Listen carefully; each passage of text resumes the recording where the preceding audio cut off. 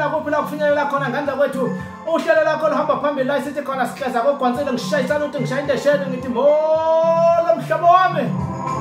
igama lami ufeze sivumelwano umfokazulu usuka madoda khona la endlini kwethu kwamntu eyihleka ilele lithunjana lokho amasondo ngena kanjalo ingandla kwethu engagula ukudela iy'nsuku zintathu ingandla kwethu kumbasa enyakeni wezinkulungwane ezingama-24 awusuka madoda ngayisho lento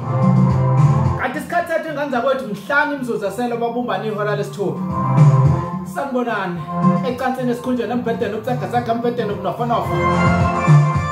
ayihambe igcwala umhlaba wonke ingandla kwethu ngithi ngifuleleni baphathi bey'teshi ngifikile yimi lo